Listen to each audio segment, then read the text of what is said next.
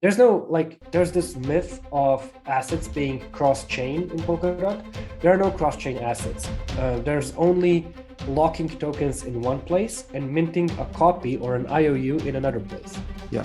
And everything works like this, everywhere, on every parachain, chain, mega chain, super chain ecosystem. Hello and welcome to Crypto Interviews. My name is Claudio and this is Crypto Chain, the channel that brings you crypto news, reviews, tutorials, and interviews with a focus on the Polkadot and Kusama ecosystem. And joining me today is the famous Bruno from the famous project RMRK, which everyone is talking about. Twitter is full of RMRK tweets if you've been checking it, so I'm sure you're probably aware of it. But if you're not, you're going to find out more about RMRK in today's video. I have done a dedicated review a while back, but it's not the same as hearing it from the founder himself. So we're finally going to get some updates. We're finally going to learn more about it. So Bruno, welcome. I appreciate you coming on.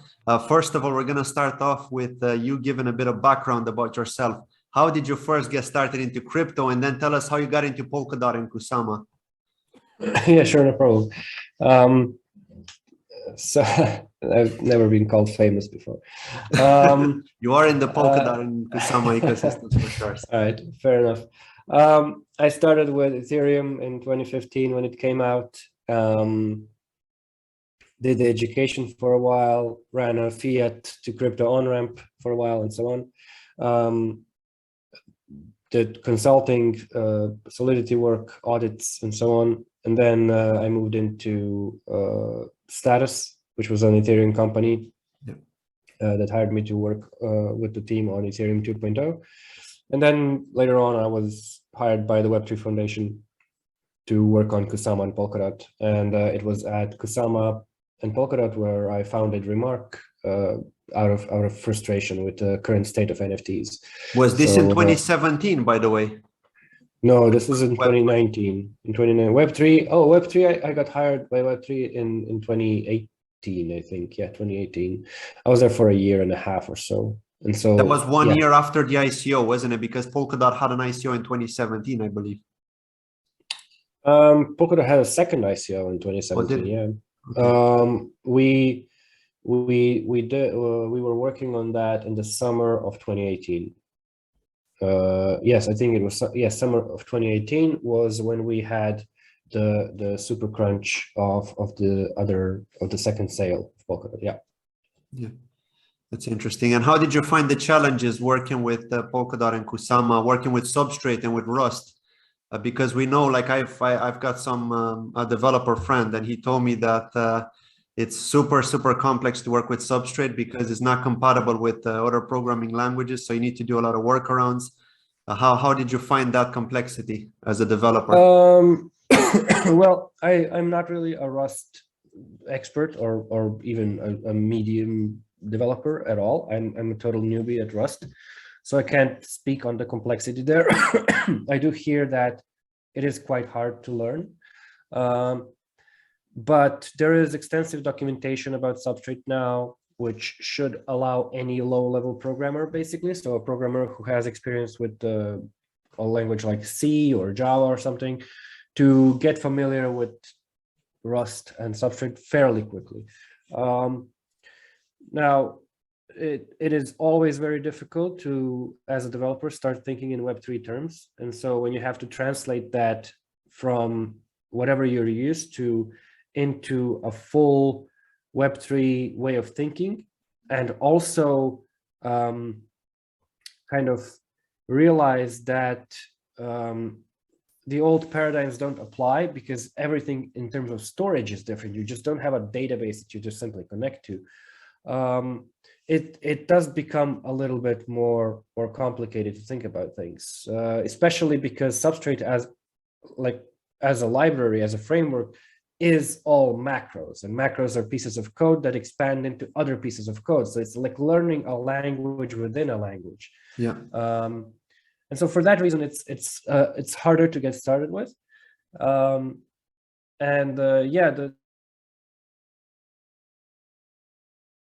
Speaking. So and those that are very good at Rust are generally not really big fans of blockchain and Web3. So it's really difficult to hire for, and this is why we don't see much more uptake. It is also very easy to develop the wrong thing when you're developing on that level of code. So like develop a bug or something, right? It's way more severe than a surface level bug in a smart contract, which can just be, you know, there's a bug in this smart contract, but everything else works fine. So it takes a lot of, you know, mental reshuffling. So is this not something that you could maybe reach out to universities where students of computer science could maybe learn to develop in Rust? I don't really know how many universities teach Rust, but Rust on its own, just speaking from a university level, you can't really get even to an intermediate level of a language at university. You have to really push it on your free time. And training somebody to be a Substrate developer at university is mission impossible, because there's a lot of domain knowledge that you need. You need to have some prerequisite knowledge from blockchain. You need to have some knowledge about Rust, and then you need to learn Substrate on top. And you can't do that with, you know, like 2-hour lessons per week or something like that. This is easily 6 hours per day, every day, including weekends, to just become okay at it after a year. So maybe some interest could be, you know, grown at universities by just planting some seeds, but really training people to be hireable, no, I don't think so. Yeah. And they will need to do a lot of self-learning, use websites like Pluralsight to learn the fundamentals, or maybe Udemy. Let's start with RMRK now. So how you are saying that you are working for the Web3 Foundation, you are working on Polkadot and Kusama, and then how did you get started into RMRK? Like, and when did you say, okay, I'm now ready to leave the Web3 Foundation and focus on RMRK? I developed it as a kind of a experiment at first, because I noticed that the NFT craze was ramping up again, and so I figured I want to make Kusama, which is kind of like this art-focused chain, not miss the NFT craze. And so I figured, let's put NFTs onto Kusama, but because there were no parachains, I had to hack them onto Kusama using a special method called colored coins back from the Bitcoin days, when they tried to do other types of data on the Bitcoin protocol. This, of course, never worked out, but it's very applicable here, and it worked out fine. Yeah, so it kind of started as an experiment. I didn't really expect it to go anywhere, because I expected parachains to be launched very, very soon, and so then we would have real NFTs. But then parachains kept getting delayed and delayed and delayed and delayed, and I really wanted to build this thing so that we don't miss out on the opportunity. Then I asked for funding help. I was denied getting it, and so I figured, all right, I'll just self-fund it. I threw a bunch of my own money at this, hired some people, got a team of co-founders together, and then I just I think I was at the Web3 Foundation until June of last month. Until then, I was just dual wielding jobs, yeah, after that I was you know, RMRK exclusively, since then we've expanded the team from 4 to now 13, 14 people. So yeah, it's going pretty well, but it grew out of this frustration with the current NFT landscape. Like it was all just expensive links to images, and also as a way to experiment on Kusama. Yeah, and tell us a bit more about how you've actually managed to do that. So, for example, we've got the RMRK token, which was on StateMine, but now it's also on other blockchains, on other parachains, let's say. But let's say you started on StateMine, and then you've got the NFTs, which are actually on Kusama, because you're interacting with the Kusama blockchain when you're doing those transfers. So how did you manage to separate the two? Like, and why did you have to put RMRK onto StateMine? Well, Kusama doesn't support tokens in any other way than on a parachain, and the only parachain available at the time when we were launching the token was actually StateMine. Well, it wasn't the only one, but it was the only one that was declared to be a common good chain, which means that it doesn't have to win the parachain auction to be kept alive. And so it has no risk of disappearing. Now, the state mine chain was developed primarily as a balance keeping tool. I mean, frankly, it was developed almost entirely for Tether, because it has all the functionality that Tether needs, like locking accounts, administering the balances of everybody, blacklisting, whitelisting, and so on. However, this is not suitable enough for us because we need customizability, programmability of the token. We want to use the token as a currency in our marketplaces. We want to be able to vest it, to lock it. We want to be able to stake it for certain functionalities. And ultimately, we want to also be able to put it into our NFTs. And none of this is possible in StateMine. So we are now bridged to 3 different chains so far. That's Bifrost, Karura, and Moonriver. And you can use Remark on all of those. And more functionality is coming to all of them very, very soon. We are encouraging a migration away from StateMine because just having your tokens on StateMine is a maintenance burden for us and for the centralized exchanges that offer Remark trading with no benefits. And so we really want to move off of StateMine. But StateMine also has this very basic NFT infrastructure, which was added after the fact, after Remark has been live already. And this NFT infrastructure is also too primitive for us because it doesn't have any kind of functionality or programmability. It is simply the ability to create links to images, just like in ETH. So the very thing that I formed Remark to get away from is on StateMine. So this was also not usable for us in terms of NFTs. And so this is why we're not using StateMine for anything. And also because people have disposable KSM on the Kusama relay chain. So that is where they want to spend KSM on NFT. They don't want to have to bridge to other chains and so on. But there is one issue at the moment. Sorry about that. There's one issue at the moment. So at the moment, you can only do a one-way swap from StateMine over to Moonriver or to the other 2 parachains. But exchanges don't actually support those other parachains.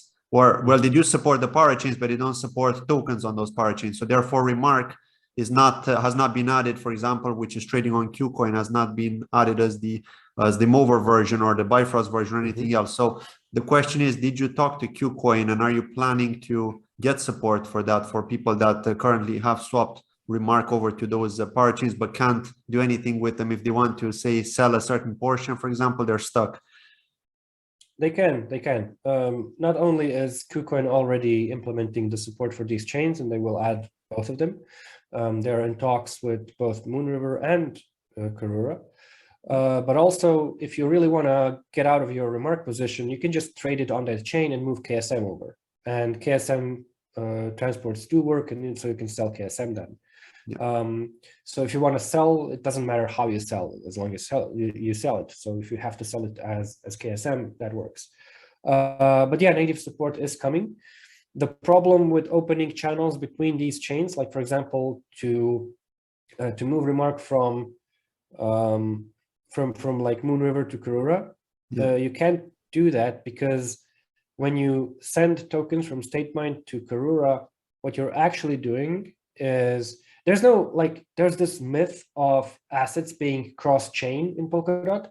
There are no cross-chain assets. There's only locking tokens in one place and minting a copy or an IOU in another place.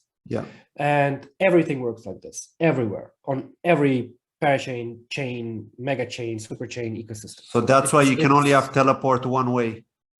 Well, that's why you can. I mean, you can teleport it to back as well. You cannot teleport it from Karura back to StateMine because StateMine is bugged.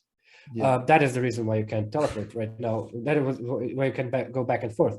But why you can't go from Karura to Moonriver is because when you move your tokens from StateMine to Karura, you're locking the tokens in a special address on StateMine and minting a copy on Karura. This is like a mirror copy, like a hologram of the token on Karura. It's not the original Remark. And so now, if you want to move your tokens from Karura to Moonriver, you can't because you don't have the original Karura. So you would have to, on Moonriver now has XC RMRK, which is the cross-chain remark representation, so their hologram, and Kanura has its own hologram. But you can't really move a hologram into another hologram. A hologram can only be made of the original. Wow. And so Okay. in order to move it from Kanura to Moonriver, you have to go back to StateMine, and then from StateMine to Moonriver. This is why throughout 2022, we will decide on a canonical chain that will be the new de facto home for Remark, where it will be deemed original, and then everybody can connect to that chain instead of StateMine. So that's the goal, and then you will be able to move it anywhere at any time in any direction. And sorry, just to go back a bit, a few steps, because we're talking about Remark being on StateMine at the beginning and then the NFTs on Kusama, which is a bit weird to me, because ultimately the NFTs, even though we're seeing these beautiful images, they are actually kind of like tokens, they're assets, right, on chain. Sure. So how come you're able to add those tokens on Kusama if Kusama doesn't support tokens? I just don't understand how you managed to do that. What was the secret? That's the colored coins hack that I mentioned. So we put custom messages onto blocks of the chain using the system remark function of every substrate chain. There's a remark function, which is where the protocol got its name. I compare it always to, like, if you have a shipping container, a cargo ship that moves shipping containers from one coast to another. And those containers are blocks, and those containers contain transactions. What we do is we draw graffiti on the side of those containers, and the people who get those containers read the graffiti to interpret the message. So this is how we do it. We graffiti the chain, and we don't add anything into the block. We don't add any new transactions into the block, but we just add graffiti onto the side of the blocks and then interpret those graffiti off chain with special logic that we developed called the remark specification. So we basically hacked NFTs onto Kusama. Okay, wow, amazing. That's next level. And that's obviously because you had a lot of experience with Kusama. You understood exactly how it works, having worked at Web3, so that definitely helped you. Cool, thank you for that. So now let's talk about the vision of the Kanaria platform, right? Because we've got Kanaria and we've got Singular.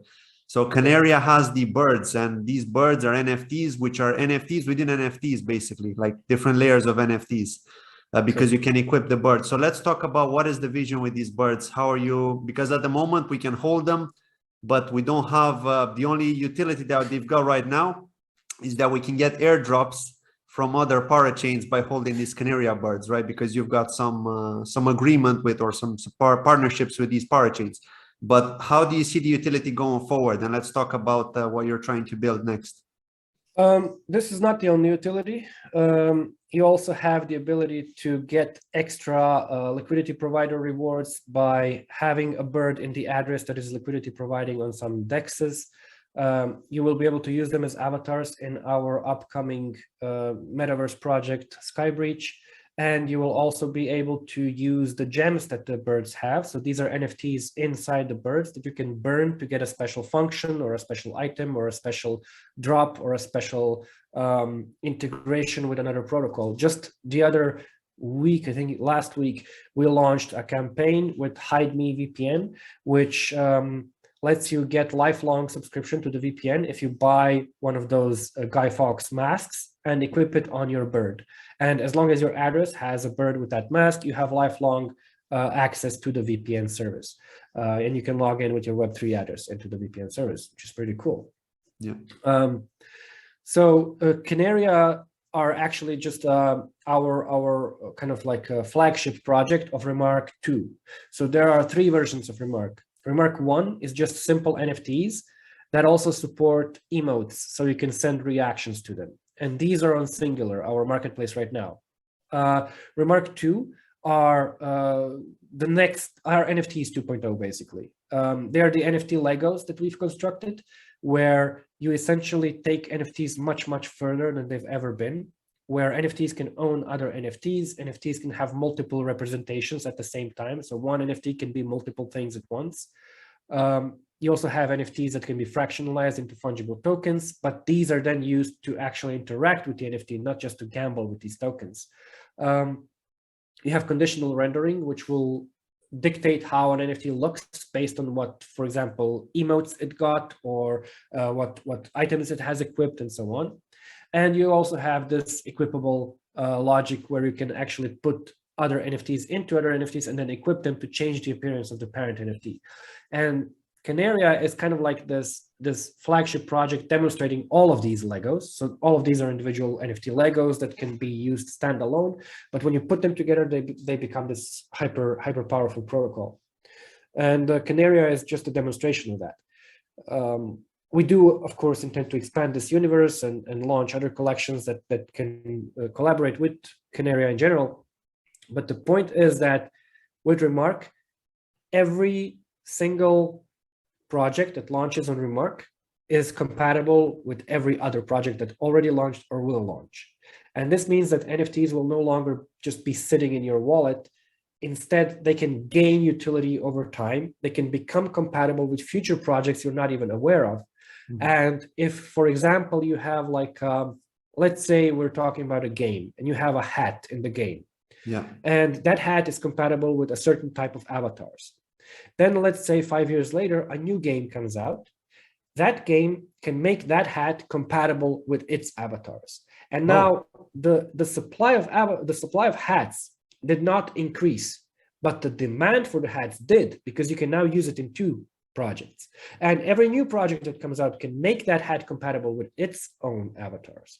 And so you have eternal liquidity for your NFTs because they just keep getting more and more useful, more and more demand is added to them.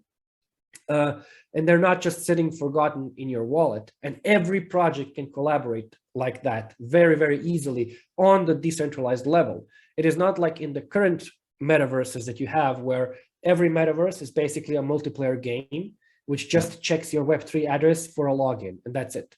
And there you go. Instead, with RMRK, you actually have assets that are fully yours, but compatible with different projects at the same time, but only usable by one of them. So in a traditional, say, Ethereum-based NFT system, you would have like a hat that you can equip on an avatar, but not only is that hat centralized in that game client per se, it is also usable in multiple places at once because you can log into multiple games at once with your address. But with RMRK, only one avatar can have that hat equipped. And so if it's not on one, if it's on the other, if it's on this one, it's not on that one. Yeah, you can't duplicate it basically. Yeah. Exactly. And so this is the true scarcity of the NFTs. This is what gives them liquidity and forward compatibility with other projects. And this is just game related. So this applies to a lot of different things. You can apply this to music, where people construct songs by putting tracks above each other into one empty song. And then the song is a result of that and can share royalties to everybody who contributed. All of this is possible. So NFTs are now going way further than just being expensive links to expensive images. They are now becoming true like data structures for the next wave of digital ownership, of IP ownership online. No, absolutely. It's interesting. And now let's talk about the different rarities, because we know that birds have different rarities, but not only birds, also the items. So what was the reason you created these different rarities? So we've got the common, the rare, the epic, and the legendary, right? These are for the items. And then for the birds, there are different stages.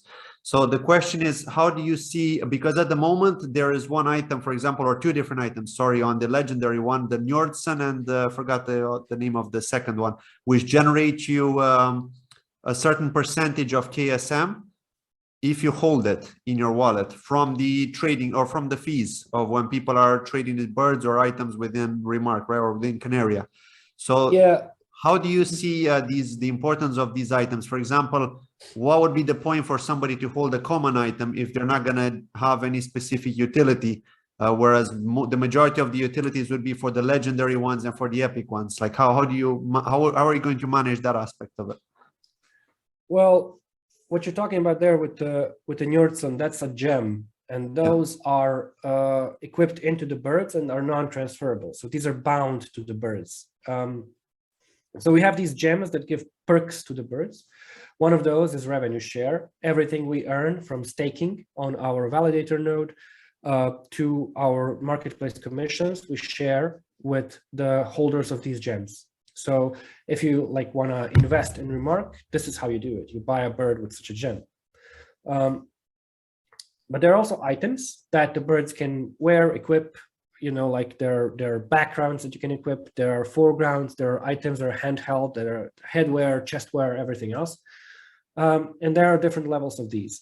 Items do not have any passive benefits. They will not give you any revenue share or something like that, because they are just cosmetic for the birds. And they let you pimp out your bird to make it look like you want it to look. Yeah. In the metaverse, when we launch our avatar system and everything, you will be able to use these in the game as well. But also you will be able to deconstruct these into raw resources that also give you the Genesis spark, because these are Genesis items that were minted on Genesis, that will give you in-game benefits when you use it on something. So for example, if I have a Genesis, I don't know, a Genesis shovel, I will be better at digging in the game because that shovel has this benefit. And if I have a legendary Genesis shovel, then that's going to be even better. So it's a gradation of items based on what you need in the game. Now, not all items will have a utility in the game, at least not at first. We're hoping that we can make everything kind of useful. So, different items will have different utilities depending on what you need. And at the very least, they will be deconstructible into raw resources so that you can build something else that you do need from them. So it's all just a very long play into the future, where we are going to be adding utilities to every part of this entire universe that we've built for a very long time to come, until we fully decentralize the universe and allow the bird holders to govern the world themselves and vote in changes and new items and new recipes and so on. Wow, interesting. So ultimately, the legendary, the Njordson gem and the other gems are going to, like, there are two gems. What's the second one, by the way, that gives you the passive income? There's a Njord and a Njordson. Ah, okay. Njord is the other one. Okay, cool. And aside from those, will there be, like, for example, epic items which are going to generate some sort of utility? For example, if you hold this epic item, which is, again, more affordable for the average buyer, will they generate some sort of utility as well, or do you only see the legendary ones being the ones that people should really hold it? There already are. Like, you can get the Karura mask onto your bird, and if you go into liquidity providing on Karura with that bird, you will get a boost to your liquidity providing. If you get that VPN mask that I mentioned and equip it on your bird, you get a lifelong subscription to the VPN service. There are a lot of items that give a lot of benefits. But we are planning many, many more. And every one of these items will be cross-compatible with a lot of different projects in Kusama. So you can expect other projects to also add utilities to them, not just us. So anybody can add utilities to these items. That's amazing. That's amazing. And that's the vision of cross-chain at a different level, because this is like cross-chain at NFT level, and soon it's going to be at metaverse level. So absolutely amazing. And let's talk a bit more about the metaverse. But before we do that, actually, I do have a question about Singular. So we know that Kanaria is kind of like its own little platform. And then we've got Singular as well, which is for people to just mint NFTs. They're designers, basically, who just want to create something, be it a JPEG or whatever, right? How do you foresee, is there going to be some sort of cross interaction between Singular and Kanaria, or will they be totally separate? So Kanaria is our Remark 2.0 pilot platform with the flagship project, where we tested all of this Remark 2 functionality first. Now this functionality has been battle tested and matured enough to be ported over into Singular. And so within a week or two, we are going to be merging Remark 2 functionality into Singular, and Singular will become Remark 2.0 friendly, which means that every NFT minted on Singular will from now on be a Remark 2 NFT. Over time, we will introduce functionality like minting nested NFTs and so on. All of this is already supported on the protocol level. We just are building the UI for this to make it more intuitive for people, because on Kanaria it was easy because we minted everything. But presenting how to mint this to other people who are not familiar with this process, because it's something that's never existed before, is very difficult. So we'll be slowly easing people into this, but Remark 2 NFTs are becoming a core feature of Singular very, very soon. And we will be phasing out Remark 1 slowly but surely throughout this year, so that we only support Remark 2 NFTs. You will still be able to mint simple images, simple books, simple audio, simple movies. They will only be minted with this new specification that also allows more advanced things. So we're slowly beginning the migration process very soon. Wow, interesting. So are we saying that people are going to be able to create their own utility on Singular as well, the same way as you could on Kanaria? Yeah, absolutely. Wow. Okay, interesting. So basically, like a community can just say, okay, I'm going to mint this number of NFTs on Singular, and I'm going to create a utility for my community. Sure. For people that decide to get these NFTs. Wow, that's next level. That's cool. Sounds interesting. I'm looking forward to that. Thank you, Bruno. So now next, let's talk about the Metaverse. So when do you foresee version 1 of the Metaverse being launched? I know you can't really give dates, but let's talk about quarters.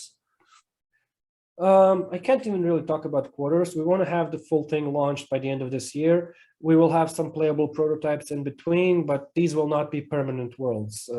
So we will experiment with different engines, different UIs, different visuals, different stories, anything people can tune into and test, but should not get attached to. So we don't really know. There are a lot of unanswered questions here, especially if you're building a decentralized metaverse and not just another multiplayer game.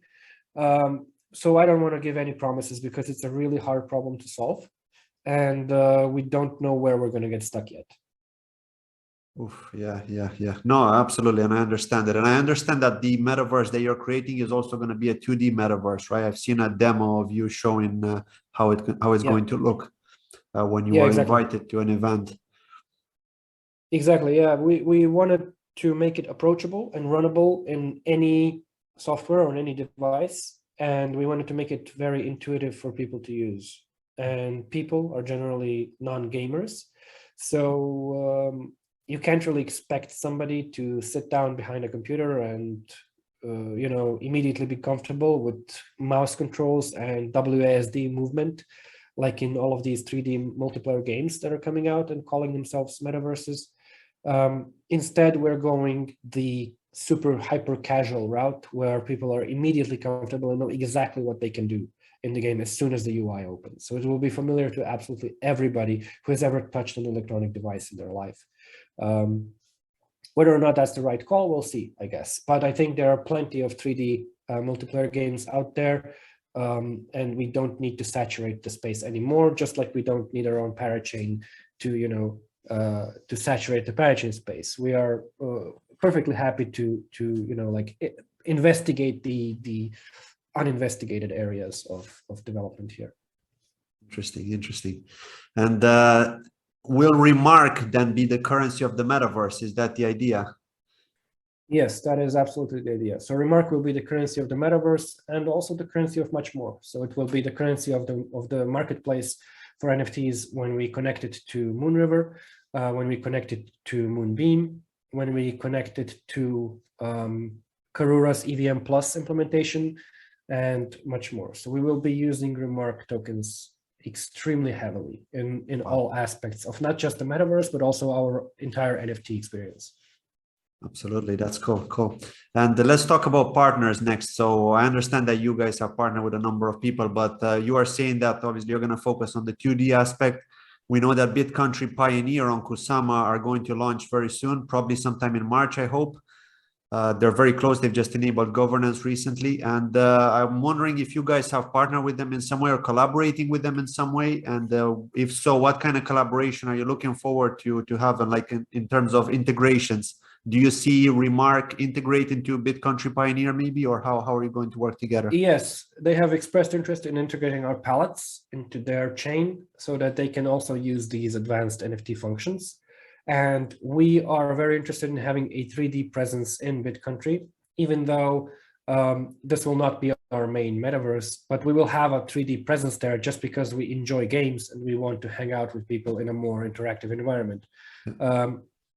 So there is going to be this soft collaboration, but our metaverse will not be 3D, so it will not be running on Bitcountry.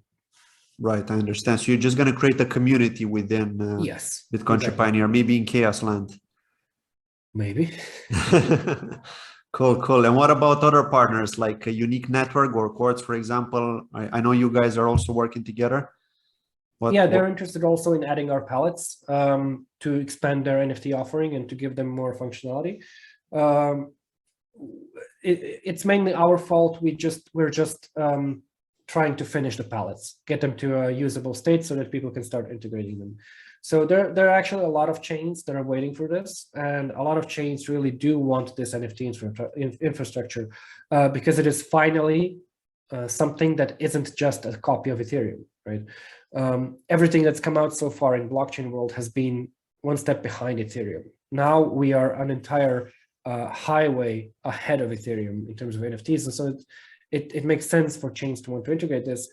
And as they all do, these NFTs become instantly cross-chain compatible between all of these chains, which is super cool, because you can use these NFTs then in different scenarios. Like you can use an NFT as a prediction market on Zeitgeist and then pull it into Karura to get a loan for it. You know, you can do a lot of different things now.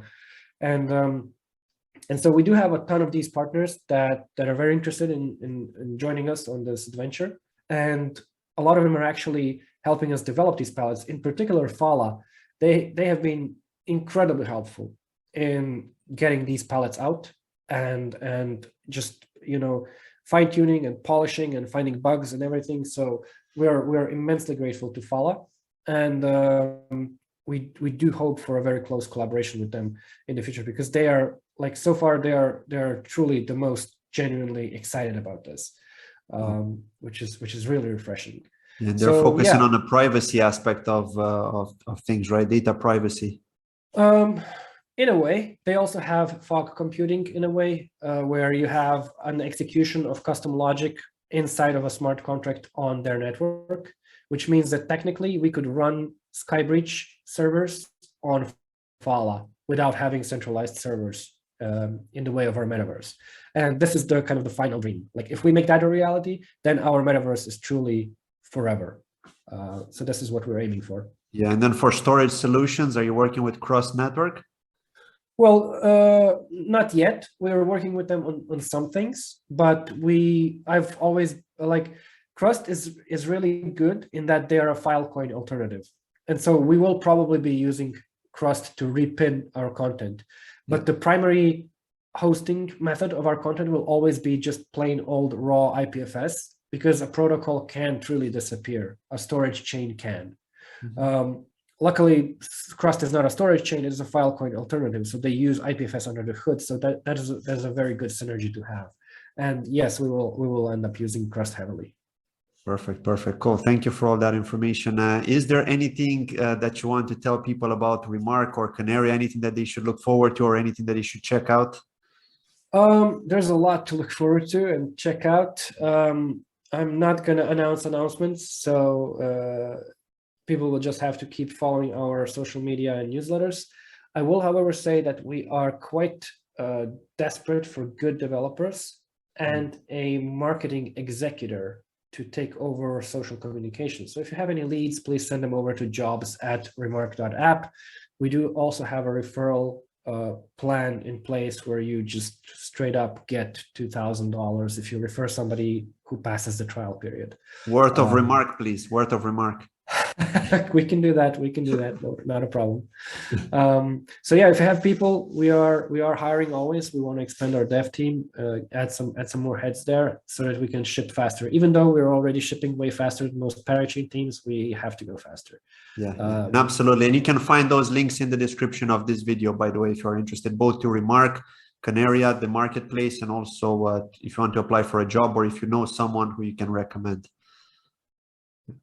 Absolutely. Bruno, thank you very much for coming on. I appreciate it. And hopefully I'll see you soon with an update when we get something new with RMRK, with Kanaria, something interesting to share with the audience. Thank you for watching, and I'll see you in the next video. Take care. Bye-bye. Pleasure. Thank you very much.